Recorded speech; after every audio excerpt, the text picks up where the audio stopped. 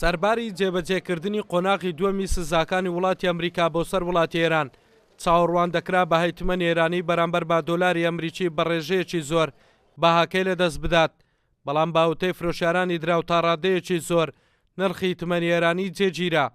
لەو قیمەتانە دەبینێتەوە $100 1,450 1,425 چکە ڕۆژانە ئیدی سکەی تەوسعی دەکا، زێڕی تەوسعی دەکا، یۆرۆی تەوسعی دەکا، درهەمی تەوسعی دەکا، ئەویش ڕەتفعی خۆی هەیە.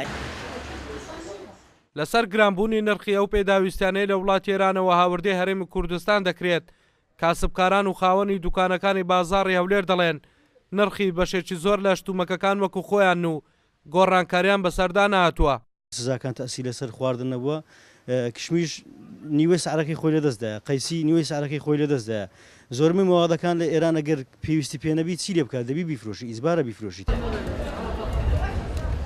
هاوڵاتیان لەسەر گرانبوونی نرخی کاڵا و شتومەک و پێداویستەکانی ڕۆژانەیان ڕای دەگەێنن، بەشێک لە پێداویستەکان نرخەکانیان بەرزە، بۆیە داوا دەکەن بازرگانان ڕەچاوی باری دارایی خەڵک بکەن. موادی خۆراکی بڕە گرانن، ناجل و بەرگ و شت هەرزانە گران نییە، بەس خۆراکی تەماتەیە، ڕستقە، برنجە، ڕۆنە گرانە. پارەکە نییە، کابراش ئەگە پارەی هەبی احتیمالیە بچی گرانتر بکڕی، شتی گرانتر هەیە باش. هاوڵاتیان هەرێمی کوردستان داوا لە لیژنەکانی لایەنی پەیوەندیدار دەکەن چاودێرەکانیان بۆ سەر بازار چڕ بکەنەوە، بۆ ئەوەی بەشێک لە بازرگانان ئەم هەڵە نەقۆزنەوە و لا پێناو جیرفانی خۆیان نرخەکان بەرز بکەنەوە. ئەڵگورد ئەحمەد، کورسات نیوز، هەولێر.